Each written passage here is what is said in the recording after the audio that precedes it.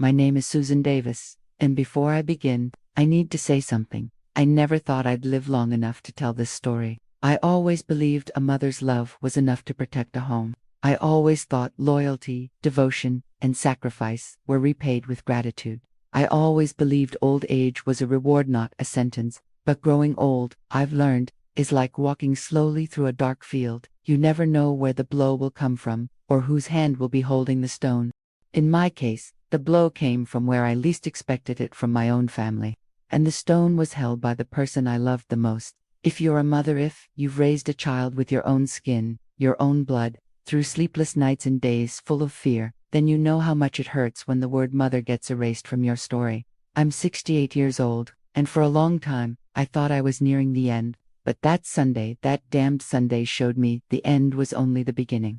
I want you to know that I'm relieved to finally share my story. Thank you to the channel Buried by Family for listening to me. Please like this video before we continue, it really helps. Now, listen to my story. I spent most of my life believing that loving meant serving, and I served for decades. Richard's father, my husband, George Davis, was an honorable man, hardworking, disciplined, righteous. He built everything with his own hands and swore our family would be his greatest legacy. When he died 11 years ago, the world lost its colors. I remember the funeral as if it were today, my hands shaking, pain in my bones, the feeling that my body was hollow. Richard cried in my lap. Carol held my hand and said she would always take care of me. Life is ironic, isn't it?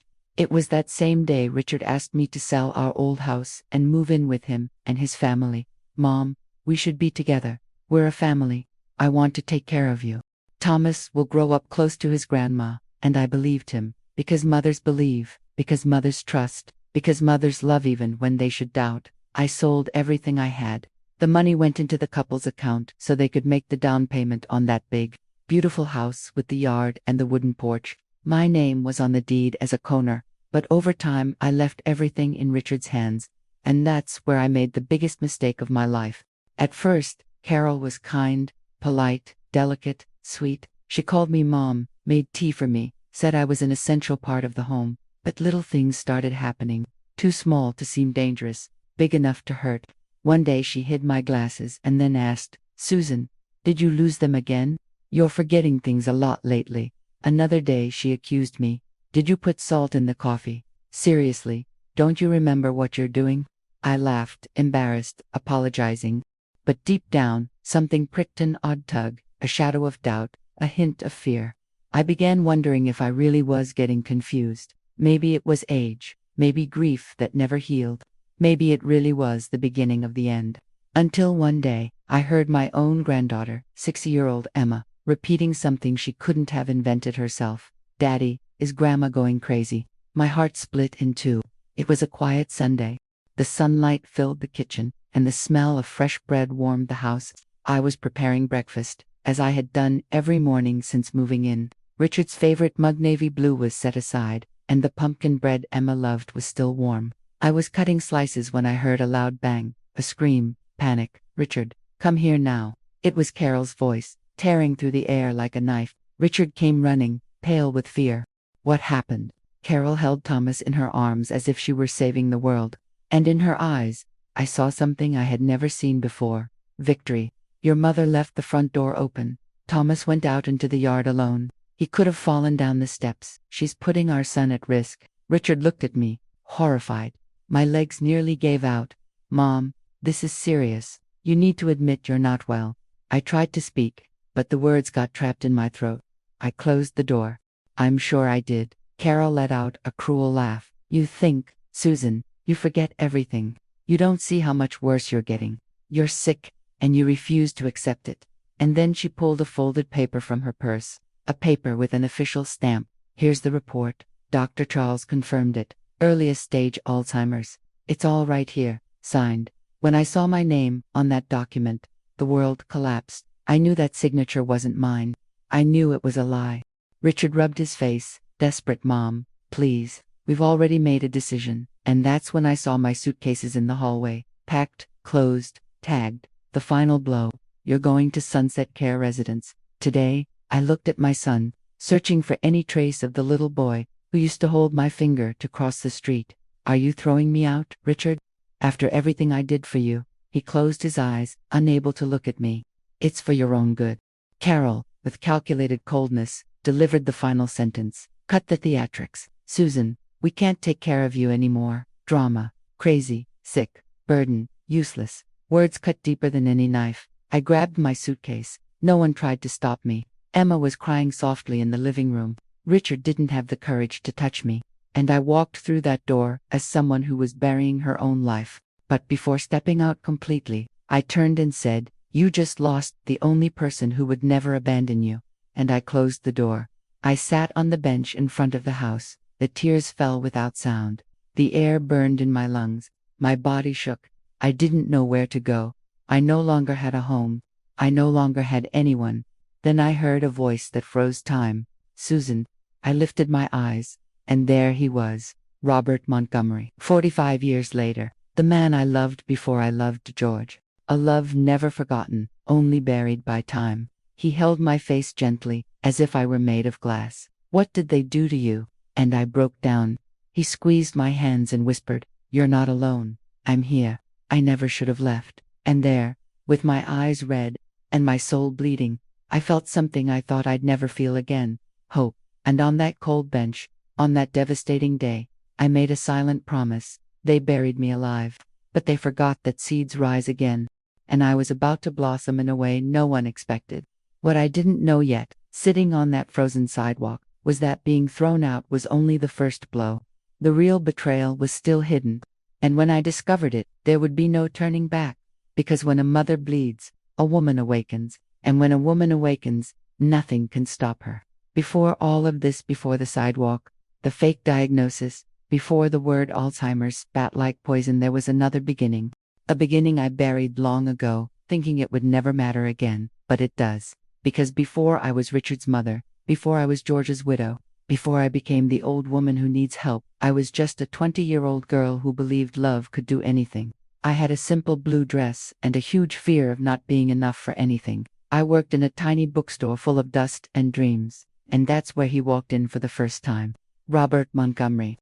He came in looking for a book no one ever bought, by an author no one knew how to pronounce, and I, with trembling hands, helped him find it. "Do you like this author?" he asked, curious. Back then, I still apologized before giving an opinion. "Even so," I answered, "I do. He writes like he's afraid of dying before he tells everything." Robert smiled. "I think I have a little of that too. It wasn't love at first sight. It was recognition. Like when you hear a song and you're sure you've heard it somewhere before, even if you can't remember where." He started coming back to the bookstore every week. Sometimes he bought books, sometimes he bought nothing. But he always talked to me. We talked about everything.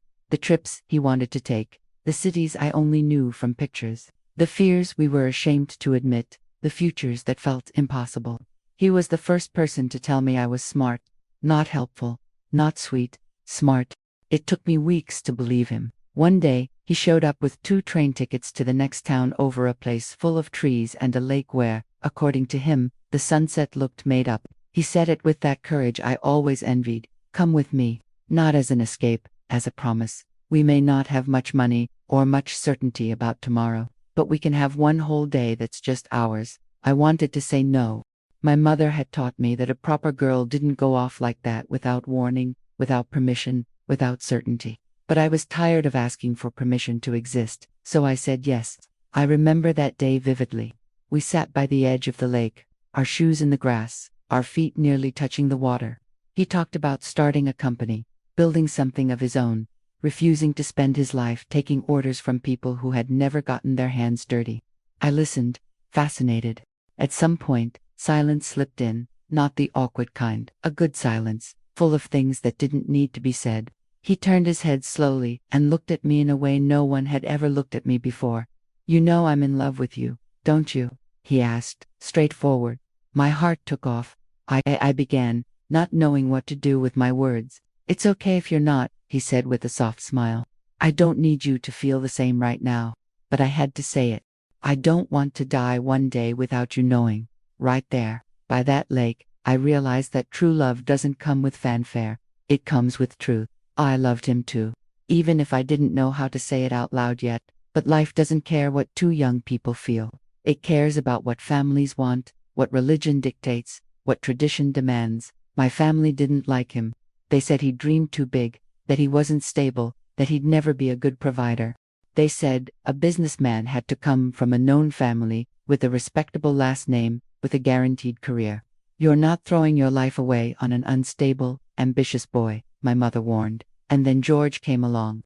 Polite, kind, steady, with a solid job, a predictable future, the smile of someone who always tries to do the right thing.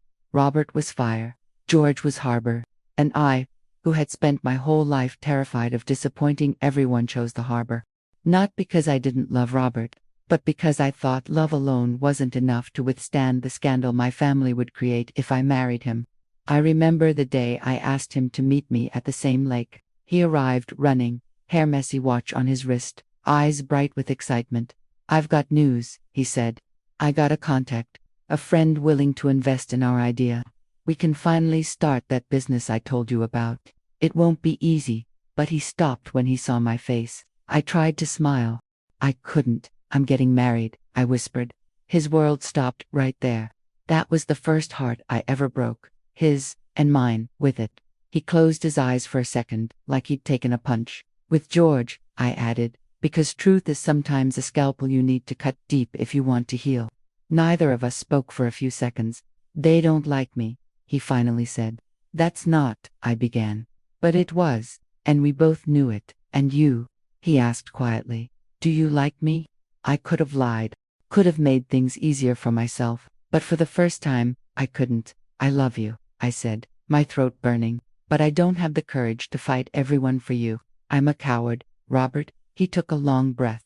1, 2, 3 times. "No," he said, "you're just scared. And fear, Susan. Fear is what ruins the most beautiful love stories." He stood up. He didn't yell, didn't beg, didn't insult me. He only gathered what he felt and handed it back to me in a sentence that stayed with me for life. "Then choose the life that hurts you less today. But know that one day it will hurt for a different reason." I married George. And years later, he and Robert became friends when they went into business together. They respected each other, admired each other, and they both knew everything. I loved George, truly, in his calm, steady, quiet way. It wasn't a lesser love, just a different kind. But a part of me always remembered the lake, the boy who dreamed too big, the courage I didn't have. I buried all of that to move on. I thought I had erased it. Until the day I saw Robert standing on the sidewalk, 45 years later, with the same eyes now, in a face marked by time, offering me, not teenage romance, but a choice again. This time, not between two men, but between two women inside me, the one who lives to please, and the one who finally chooses to live. Years later, when I was already married to George and Richard was just a baby in my arms, another story began to write itself without my realizing it. It looked small, looked like household quirks, but it was corrosion. The first time Carol walked into our home, she was just Richard's new girlfriend, polite, smiling, well-mannered, offering to help set the dinner table. I wanted to like her, truly. When they got engaged, I thought she'd be the daughter I never had. In the early months after the wedding, Carol was sweet. She called me Mom, hugged me, asked for recipes, wanted house tips. I believed every gesture, but little by little, small details started appearing. Details that, alone, didn't seem like much. Together, they were poison. One day, I baked a carrot cake. It was Richard's favorite since he was a boy. I spent the whole afternoon remembering how he used to come home from school and eat 2 slices at once. When I served it, Carol tasted it, smiled and commented lightly, but sharply, kind of sweet, huh, Richard? But it's okay, it's your mom's recipe. She's used to heavy sugar. She probably forgot we're trying to eat healthier." I laughed awkwardly, but something pinched inside me. The next day, I saw half the remaining cake in the trash, not given to the neighbors, not taken to his office, just thrown away. Another time, I was helping fold the kids' clothes. I ironed the shirts, folded them, left everything organized. Carol walked in, opened the closet, pulled everything out, and redid it from scratch. "Don't take it the wrong way, Susan," she said softly. "I just organize things differently. It works better for me. There's no reason for you to waste energy on this. You're at an age where you don't need to do everything anymore, right? That sentence kept echoing. You're at an age. I started noticing that every time I tried to help, she corrected me. Every time I spoke, she explained things to me. Every time I offered to pitch in, she said she didn't need it but made it feel like I was getting in the way. One day, we were all in the living room. I told a story from Richard's childhood about the time he hid inside a closet and got stuck until I nearly called the fire department. Everyone laughed, but Carol, with a sharp little smile, added, "Oh, now we know where all the drama comes from. It runs in the family." She said it like a joke. The others laughed. I did too, unsure what else to do, but inside, I shrank. Over time, things got worse. She started hiding my belongings, then asking, "Did you misplace this, Susan? You've been forgetting a lot lately, haven't you?" Once I put the kettle on the stove, went to the living room, got distracted with Emma showing me a drawing, and a few minutes later Carol came in screaming, "Susan, the stove. You left it on. Are you trying to burn the house down?" I ran, startled. The flame was low, the water hadn't even boiled, but she kept repeating loud enough for everyone to hear, "This is dangerous. Seriously, Richard, we need to do something. Your mother doesn't realize she's getting worse." In front of others, she acted like she was worried about me.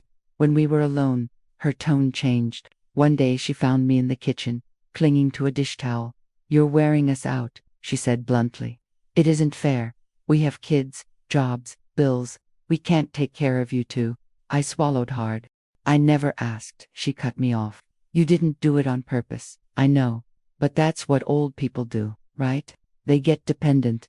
They don't realize they're past their time. Past their time." I started fading. I began doubting myself, wondering if I really was forgetting everything. If I was a burden. If I was overreacting. If I was weak. One day, Emma repeated something in front of me. "Mommy said Grandma gets confused, that her head is already old." My heart cracked a little more. I didn't argue, didn't correct her. I just smiled, trying not to cry. "Sometimes I forget things, sweetheart, but I'll never forget you." Emma hugged me. But I knew the seed had been planted. Carol didn't scream. She didn't shove me. She didn't insult me in front of everyone. She did something far more subtle and cruel. She dismantled me from the inside, piece by piece, memory by memory. 200 little jokes, 1,000 just teasing, 10,000 sugar-coated concerns. And the worst part, she did it with my son's silent consent. He saw, he heard, he felt it, but he never truly stepped in. At most he'd say, "Carol, ease up." She'd laugh, "Babe, I'm just kidding. Your mom knows I love her." But I knew one thing, that wasn't love. I just didn't know the name for it yet. I didn't understand that I was being gaslit, manipulated into doubting my own mind. Not until the day of the supposedly open door. Not until the fake diagnosis. Not until the suitcase is packed. That's when subtle turned cruel. Insinuation became verdict. Discomfort became exile. Today, when I look back, I see every sign I ignored. Every tiny cut I dismissed as temper, stress, generation gap. But it wasn't. It was emotional abuse. It was control. It was calculation. And if I could say anything to any woman reading this right now, it would be, don't wait until the day they put you out of the house to realize they've been pushing you out from the inside for years. It took me far too long to understand, but I did. And once I finally woke up, no one ever managed to put me back to sleep. Robert didn't ask if he could sit beside me. He just sat down. We stayed in silence for a few seconds. I cried. He breathed slowly, as if trying to figure out how to touch me without breaking me. "How long has it been?" he murmured. 45 years. I answered before thinking. My heart remembered before my mind did. He gave a sad smile. "And still, I'd recognize you anywhere." Those words went right through me. 45 years later, after a whole marriage, a son, grief wounds, someone still saw me, not as a burden, not as a problem, not as the old woman who forgets things, but as Susan. When I tried to wipe my face with the back of my hand, he took a handkerchief from his pocket and offered it to me. "Can you tell me what happened?" he asked gently. "I'm not in a hurry." And it had been so long since anyone had said that to me, that I wasn't an inconvenience, that I wasn't in the way, so I told him. Not all at once. My voice broke, shame weighed on my chest, my throat tightened, but I told him. I told him about the door I supposedly left open, about the report, About the word Alzheimer's spit at me like a sentence. About the house I helped pay for. About the packed suitcases. About the senior residence. About the it's for your own good. When I finished, I was exhausted, and somehow, emptied out. Robert hadn't interrupted me once, he just listened. His eyes filled with quiet tears, not pity, but indignation. I knew something like this could happen, he said at last. What do you mean? I asked, confused. He inhaled deeply, like someone about to pull off an old bandage. I need to take you somewhere first, then I'll explain. I hesitated. My head was spinning. I could barely process the expulsion, and now another door mysterious was opening in front of me. I don't have anywhere to go, I murmured, more to myself than to him. Yes, you do. He squeezed my hand. You're coming with me. I could have said no, could have said I didn't trust it, that I needed time, that I was too drained, but at that moment, I was in pieces, and he was the only person who knelt down to gather one. I grabbed my suitcase. It was all I had. He carried it as if it weighed nothing. As I walked away from the house, I didn't dare look back. I knew that if I did, my heart would beg me to return. And I needed to learn, for the first time in my life, not to obey my heart when it pulled me toward the place that was destroying me. Robert's house looked like something from a life that wasn't mine, spacious, elegant, quiet. He led me to a comfortable armchair in the living room and placed a warm cup of tea in my hands. Before anything else, he said, you need to know you're safe here. No one will throw you out. No one will make decisions for you. No one will call you crazy in this house. I felt the urge to cry again, and I did, not from sadness, but because the word safe hadn't belonged to my vocabulary for a very long time. When my tears finally calmed, he returned from another room with a thick black folder, stuffed with papers. He set it on the coffee table. Susan, there's something you don't know about George, and about Richard. My stomach twisted. If you came here to tarnish my husband's memory, I'd rather leave, I said quickly, instinctively, like I still needed to protect him. I would never do that. He held my hand again. George was my best friend, my partner, my brother in spirit, and that's exactly why I'm here. He opened the folder. Documents, contracts, copies of deeds, reports. My name was on several of them. You remember when George started working with me, years ago, before Richard was born? I remembered, me, in my early 20s, holding my new wedding ring, full of hope. George coming home late, smelling of coffee and exhaustion but always smiling, saying he was building something for the future. He always said he'd do anything to make sure you'd be taken care of, Robert continued, and he did. More than you realize. Right in front of me were documents I had never seen. Company participation contracts, papers that revealed something that made my breath catch. George had left company shares in my name, valuable shares, a lot of them. I stared at Robert, bewildered. This must be wrong. I never signed any of this. Yes, you did sign, he said with a faint smile. Back then, you trusted George so completely you didn't even read things. I was there. I remember you saying, if it's for our future, I'll sign with my eyes closed. I remembered, vaguely like finding an old photograph in a drawer. I really did sign everything George put in front of me.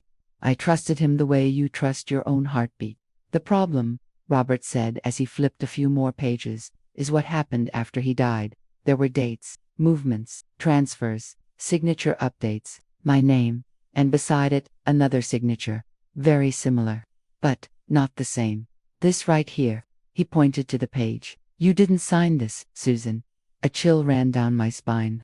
What are you saying? That someone forged your signature on some of these documents, years after George passed? I swallowed hard. Who would do that? He didn't answer right away. He turned more pages until he reached an internal company transaction report. Who had access to this? Who signed as your representative? Who moved part of these shares? The name was right there. Richard Davis. I went silent. There was no scream big enough, no word strong enough. My son. The boy I rocked through fevers. The teenager I defended at school. The man I sold my house for, so he could buy my son. Forging my signature. Moving shares that were mine. Taking, in secret, something his father had left specifically to me. No, I whispered. This can't be true. There must be some mistake. He would never. Robert looked straight into my eyes. There was no judgment there, only sorrow. I wish I could tell you it's a mistake, Susan, I truly do. I tried to believe that for a long time, but the proof is right here. He took a breath. I came looking for you a few times. I thought about showing you everything, but each time I got close, I'd see you happy with your grandkids, trusting Richard, and I stepped back. I didn't want to destroy your peace. My peace, I repeated bitterly. What peace? Carol's little comments, the accusations of forgetfulness, the house that stopped feeling like mine, the constant fear of messing up. Suddenly everything formed a perfect picture. I wasn't crazy, I was being made to look crazy. Robert turned another document. This is an internal report. The company is involved in illegal dealings, risky operations, loans that don't add up, and guess who's at the center of all these decisions? I didn't answer. I already knew. Richard, my son, the same man who now called me sick so he could push me aside. I leaned back, trying to breathe. I don't understand, I whispered. Why? Why would he do this to me? Robert rested his elbows on his knees, fingers interlaced. Because for someone drowning in debt, greed, and fear, it's easier to sacrifice their conscience than admit they're wrong. And the most vulnerable person in the equation was you. I stayed silent. Minutes, maybe. Time lost shape. Somewhere inside me, the mother still tried to defend her child. He must have been pressured. Carol must have influenced him. He wouldn't do this alone. He loves me. He's just confused. He doesn't know what he's doing. The mother invented excuses. But the woman was waking up. After a long moment, I managed to ask, and Carol, where does she fit into all this? Robert pressed his lips together. More than you think. He pulled another envelope from the folder, this time filled with printed photos. I didn't want to look, but I did. Carol, not with Richard, with another man, at a restaurant, at a hotel, in the parking lot of a hospital. In one of the photos, she was hugging him, her hand resting over her belly. That man is Dr. Charles Reed, Robert explained. The same one who signed your so-called diagnosis. A deep wave of nausea rolled through me. You're telling me that your daughter-in-law is having an affair with the doctor? That they use the hospital as a meeting spot? That the diagnosis is most likely fake? And that hand on her belly, he touched the photo gently. That's not a pose. It's a sign. I swallowed hard. She's pregnant. She is, he confirmed. And the baby isn't your son's. My first instinct was to get up and run. I don't know where. I don't know with what strength, but the urge was explosive. I wanted to scream in her face, in his face, in everyone's face. I wanted to walk back into that house, tear the report in front of them all, point at her and say, "You're the crazy one. You're the sick one. You're the rotten one." But I stayed seated, very still. It's strange sometimes, when life lands its hardest blow, you don't react with a scream, you react with silence. Inside me, something cracked, but something else was born. Robert went on, "They've been planning this for a while. The plan was simple. Declare you incompetent, send you to a facility, take control of everything including the shares still in your name, and then, well, you'd just be an old confused woman in a cold room somewhere, and no one would listen to you." I closed my eyes. Old, confused, locked away, silenced. That was the future they had mapped out for me. Not just taking me out of the house, taking me out of the story, reducing me to a shaky signature on a forgotten piece of paper. When I opened my eyes again, Robert was watching me carefully. "You must be furious," he said. I thought about it. Furious. It would be fair to say I felt fury. It would be easy, even. But what I felt was bigger, deeper. A mix of pain, betrayal, disbelief, and a strange, unexpected clarity. "No," I answered slowly, "not fury." "Then what?" "Shame." He frowned. "Shame that I was so blind. Shame that I trusted so much. Shame that I sold my house, put everything in their hands, believed love meant letting myself be used." I inhaled deeply. "But the shame won't be mine for long." Robert watched me closely. "What are you thinking?" My eyes locked on the papers, the signatures, the numbers, the photos. "You said those shares are still mine, legally." "Yes. They tampered with some things, but not all. There are clauses Richard couldn't touch without your real consent. He tried to get around them, but he didn't expect anyone to look closely," I finished. Robert nodded. "And the company?" I asked. "Is it really that bad?" "It's on life support. If nothing changes, it collapses in a few months. They're desperate for new investment. And that's why you're more important than you realize." "Me?" I let out a bitter laugh. I'm just an old woman they tried to dump in a nursing home. No, Susan. Robert's voice sharpened. You own part of that company. You have rights. You have a voice. You have a place at the table. And more than that, you have something they will never have if you choose to use it. What the truth? That word echoed inside me. Truth. I had spent my whole life trying to be a good mother, a good wife, a decent woman. And now I understood they were trying to write my ending as if I were a burden, a madwoman, a useless weight. But the truth was a weapon. And for the first time, I was considering picking it up. What can I do? I asked. Robert smiled the way he used to when we were 20. More than you think. He pushed the folder toward me. If you want, I can help you regain control of those shares. It won't be easy. It'll take courage, lawyers, exposure. It'll hurt. It'll force you to see your son for who he is today, not the boy he once was. But if you're willing, you won't be the victim of this story anymore. I took a deep breath. Courage, that word had always felt distant from me, something reserved for people who stand on stages, who lead armies, who face wars. But in that room, I realized, sometimes, the greatest courage is simply stopping yourself from being a doormat. I looked at Robert. And if I do this, what happens? You officially join the company's board, he said. You gain voting power, decision power. You can block any shady deal. You can demand an audit. You can have the diagnosis investigated. You can expose Dr. Charles and Carol. You can corner Richard. And if you want, you can bring the whole thing down. I stayed quiet for a few moments. Bring down my own son. Bring down the man he chose to become, Robert corrected gently. And maybe, just maybe, give him the chance to be reborn. I didn't answer right away. I needed to digest it. Robert stood up. You don't need to decide today. Stay here as long as you want. The guest room is yours. The kitchen is yours. The house is yours for as long as you need it. He paused. And if you want me to leave, I will. I don't want you to feel pressured by me. I just want you to know you're not alone anymore. When he said that, something shifted inside me. Not just relief, recognition, old, familiar, echoing from years ago. I remembered us young, sitting on the college steps, making plans that never came true.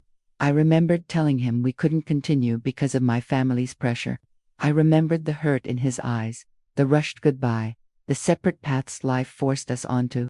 And now, so many years later, there, he was offering me a new kind of protection. No demands, no conditions, no romanticizing what time had damaged. But still, there was something between us, something time hadn't killed. That night, I lay in the guest room, unable to sleep. The words spun in my mind. Forgery, fake report, affair, pregnancy, illegal scheme, shares in my name, voting, power board, truth. And amid the whirlwind, a clear thought formed inside me. They wanted to silence me. So it will be with my voice that this story turns. I didn't know how yet. I didn't know the size of the storm I was about to unleash. But I knew one thing. From that moment on, I wouldn't be just a mother. I would be a woman at war. And the first step of my quiet revenge would begin with something simple. The next day, I would accept Robert's proposal. I would walk into that company, not as a visitor, not as Richard's mother, but as what I had always been without knowing it, owner of part of it, owner of myself. And when a woman discovers she still owns herself, nothing can stop what comes next. I woke before sunrise.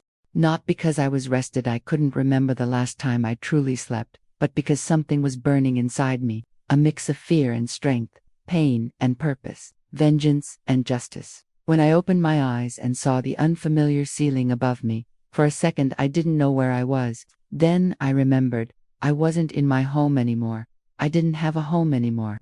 And strangely, in that moment, I felt something new, freedom. The kitchen was quiet when I went downstairs. The smell of fresh coffee filled the air. Robert was already awake. He turned when he heard my steps. He smiled, not out of pity, not like a savior, just the kind of smile that says, I believe in you. Sleep well? He asked. No, I said honestly, but I woke up ready. He nodded slowly, as if he understood that something fundamental had shifted. So, it's today. It's today. Robert placed a folder on the table. Inside, printed documents, a power of attorney, legal forms, the attorney's contact, instructions for the next board meeting. If you sign this, you officially join as an active shareholder. You'll have voting rights, mandatory presence in financial decisions. They won't be able to hide you or push you out, or silence you. I took a deep breath. My name was right there, bold on the page. Susan Davis, preferred shareholder, holder of 21% of corporate voting rights. 21%. I never knew. I had no idea. What truly hurt wasn't the forgery, or the diagnosis, or being thrown out. It was the quiet thought that came right after. How many years did I live believing I had no worth? How many years did I bow my head, apologize, shrink myself, ask permission to exist inside my own home? How many times did I stay silent because I didn't want to be a bother? How many times did I wait for acknowledgement from people who only knew how to use and discard? The pen was there. A small, light, simple object. But at that moment, it weighed like a sword. Signing meant going to war. Signing meant burning the lie to the ground. Signing meant looking Richard in the eyes and seeing the man he had become, not the boy I raised. Signing meant letting go of the illusion.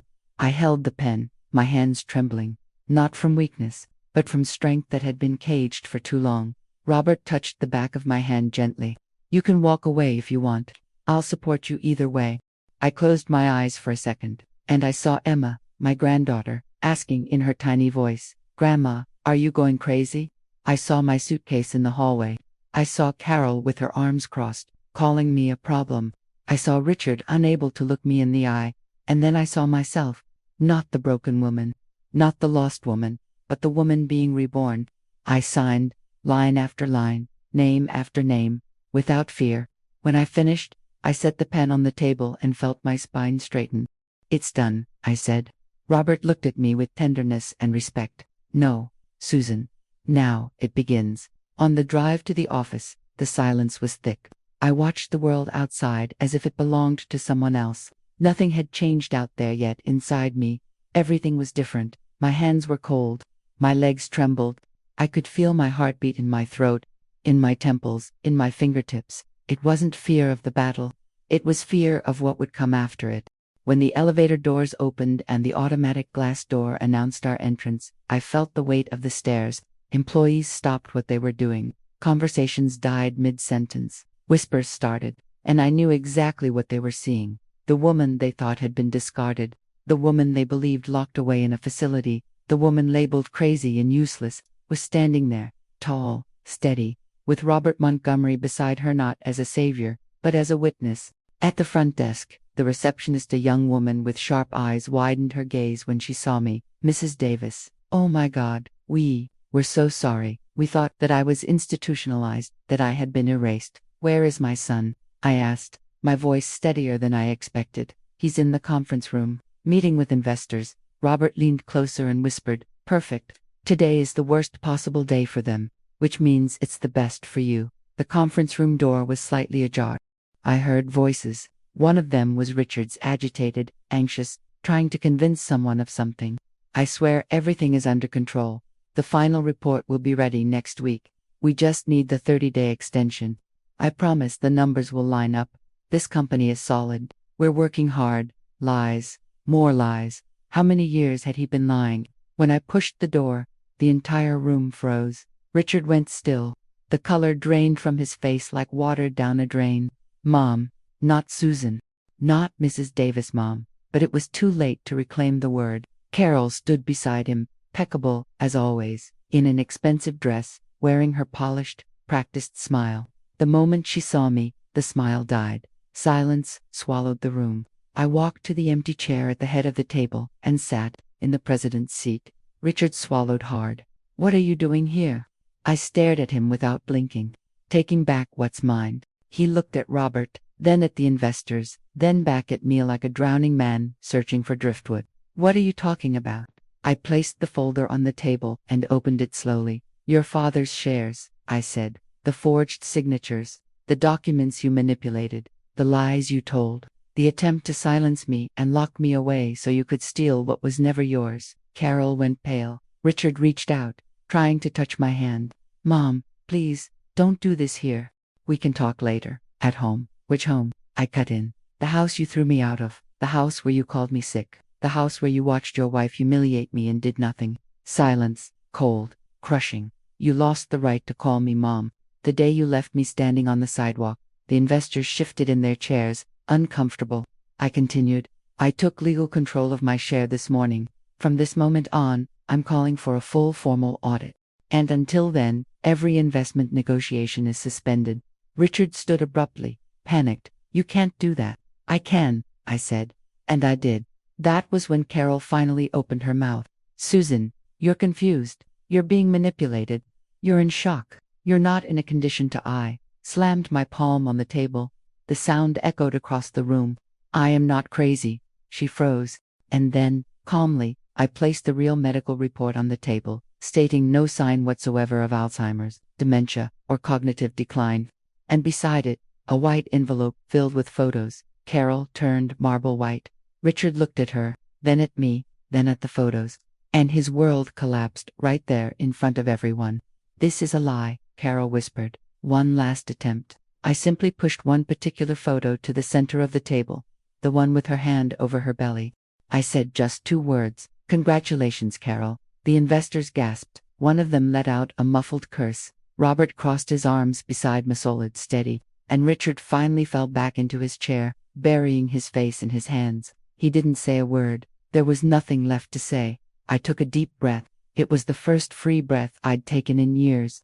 Because in that room, I finally understood something no one had ever taught me. When a woman stops being afraid, the whole world trembles. And I was only getting started.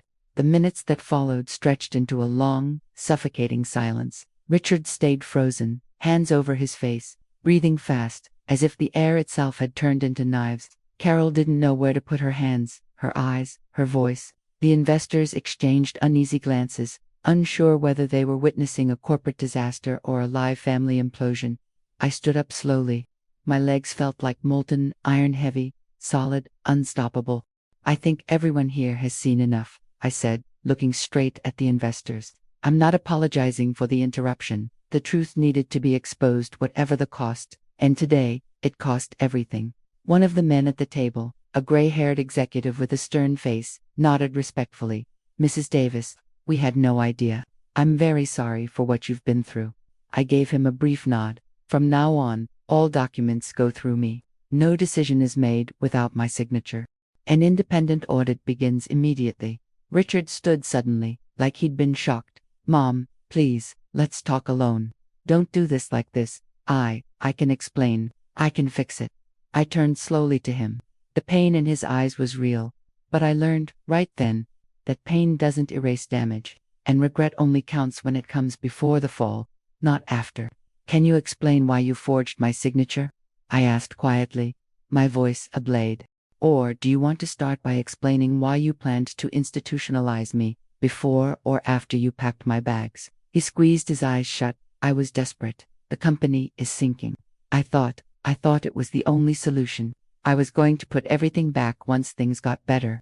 I swear. You called me crazy, I replied. You called me sick. You made your daughter believe her grandmother was losing her mind. You condemned me to silence. You took me out of my own home. And that wasn't desperation, Richard, that was choice. His breath shook. I made mistakes. I know I did. But I can't lose you. But you did, I said, the day you closed the door behind me. Carol tried to regain composure, as if anyone could walk back from an avalanche already falling. Susan, I know you're hurt. But all this talk about shares, the company, an affair, it's exaggerated. You're being manipulated. The photos are out of context. And this indiscreet little thing, she pointed at the printed ultrasound image, means nothing. I walked toward her, close enough to see the fear finally cracking through her perfect mask. There is no out of context for betrayal, I said. She looked away but still tried to recover some version of her control.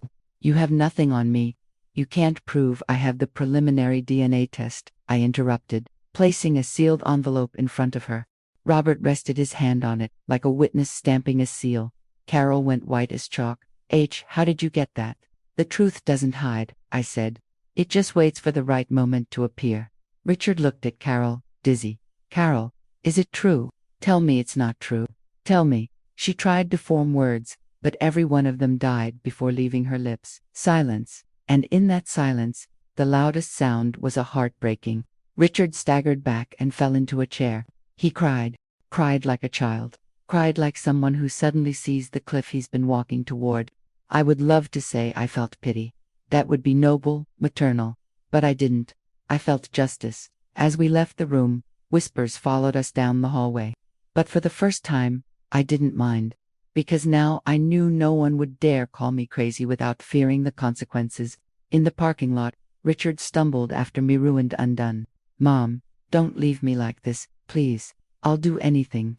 I'll give it all back. I'll sell my shares. I'll leave her. I'll beg forgiveness." I stopped. Not for him, for me. I breathed in, slow, steady, then turned. "Forgiveness isn't an excuse," I said. "Forgiveness is a consequence." He dropped to his knees on the asphalt. The man who was once my baby was now an adult, destroyed by his own ambition. "I need you," he sobbed. "I don't know how to live without you." And then, I spoke the sentence that marked the beginning of my freedom. "Then," Looney lifted his head, desperate. "You're abandoning me." "No," I said. "I'm choosing myself for the first time." Behind him, Carol watched us with a restrained, poisonous anger. Her arms crossed over her belly, protecting a future that wasn't hers to protect. She spat, venomous. "You'll regret this. You'll die alone." I smiled. "Sweetheart, I already died once, and came back. Now I'm immortal." Robert opened the car door for me. Before getting in, I looked at Richard one last time. "I forgive you," I said, "but I'm not coming back." He broke into louder sobs, and I stepped into the car without looking back. Because there are moments in life when the only way to survive is to close the door, and keep it closed. On the drive back, Robert held my hand. Not like someone rescuing me, but like someone walking beside me. "You were extraordinary," he said quietly. "I've never seen anything like it." I closed my eyes, not from weakness, but because, for the first time in years, I felt like I belonged to myself. I thought about what came next, the rebuilding, the solitude, the freedom, and I knew without a shred of doubt the worst was behind me, and the best was still ahead.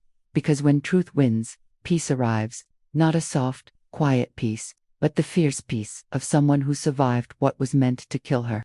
The peace of someone who will never again ask permission to exist. And in that moment, in the passenger seat, holding the hand of the man I once lost and now found again in the most unexpected chapter of my life, I understood. I wasn't thrown out. I was set free. The days that followed were a strange kind of silence, a silence different from the one I knew before, the silence that used to be a punishment, a way to shrink me, to make me disappear inside myself so I wouldn't bother anyone. This silence was something else, a clean silence, a spacious silence, full of air, a place where I could breathe without apologizing. The first morning I woke up in Robert's house, without the weight of urgency, I woke slowly. I didn't jump out of bed to make coffee. I didn't worry about the noise I might make. I didn't step lightly to avoid disturbing anyone. For the first time in decades, I woke without fear. I stayed there for a few minutes, watching the sunlight move across the white curtains, and I felt something I had forgotten how to feel. Peace. Not peace because someone promised it. Not peace because everything was perfect, but peace because I had finally found my place inside myself, and no one could take that away. I went downstairs and found Robert in the kitchen, reading the newspaper, glasses resting on the tip of his nose. He looked up and smiled. "Good morning, Suzanne." "Good morning," I replied, and my voice sounded steady whole. He set the newspaper aside. "We have our first meeting with the attorneys today, but only if you want to go.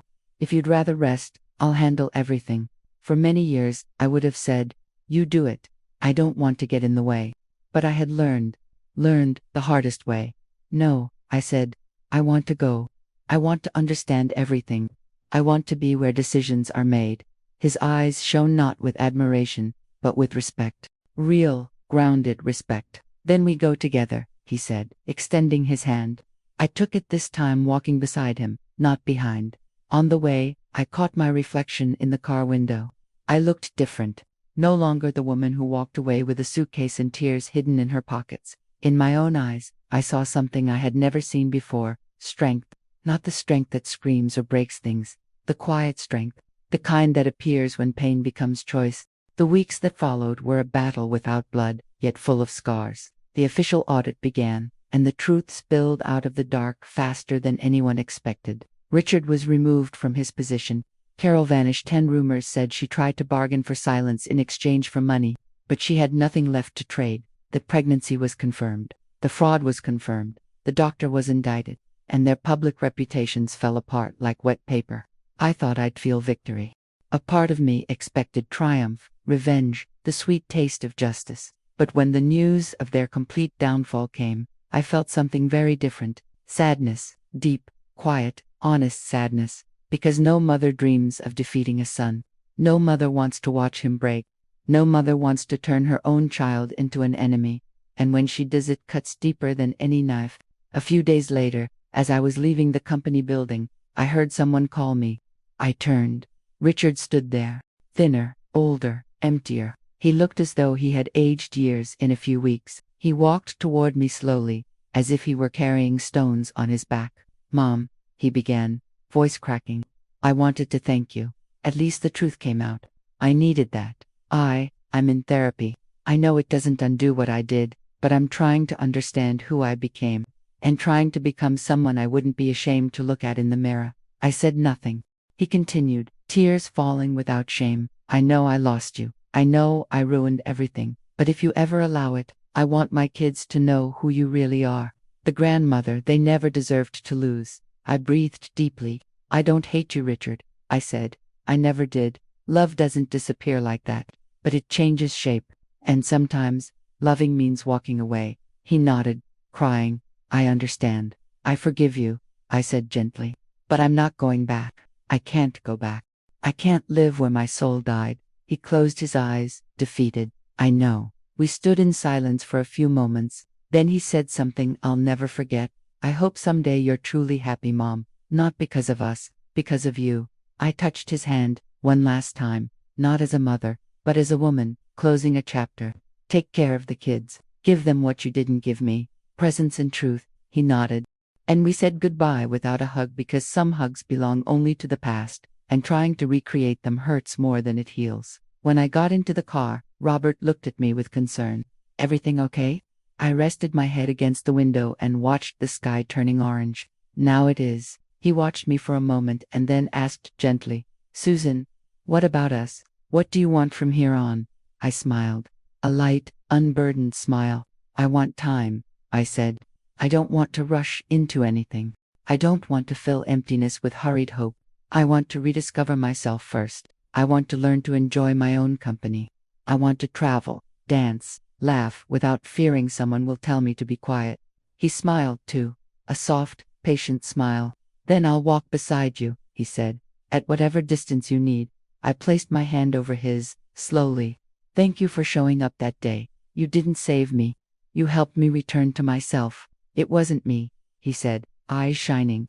"It was you. I just held the flashlight while you walked out of the dark." Months passed. I didn't ask for my house back. I didn't try to reclaim the past. I built something new. I traveled to the town where I was born. I ate apple pie in the cafe where I worked at 17. I cut my hair short, something I always wanted and never dared to do. I bought a red dress, not to impress anyone, but to remind myself that life was still pulsing inside me. And one spring morning, I walked alone along the beach. The cold breeze brushed my face, and the sound of the waves felt like a song I'd always known. I closed my eyes, took a long breath, and said softly, "I survived, not as a lament, but as a victory, not as a victim, but as a rebirth." I understood then that some endings aren't defeats, they're liberations, because sometimes losing everyone who tried to destroy you is the best way to win yourself back. And in that moment, I knew with absolute certainty, I wasn't thrown out. I was returned to life, and no lie, humiliation, or betrayal could ever take that from me again. If anyone ever asks how my new life began, I'll answer, it began when they called me crazy. It began when they threw me out. It began when they tried to silence me. Because in truth, what they gave me was the most powerful gift in the world, the chance to start over whole. And now, finally, I am free. And that's how I finished telling my story. Tell me in the comments, what would your reaction have been? I want to thank this channel, Buried by Family, for allowing me to share this part of my life with you. This channel needs your support to keep bringing more stories like this one. So click the subscribe button. That way, other women will also be able to share their truths here. On the screen, there's another video you might like, and the icon to subscribe to the channel.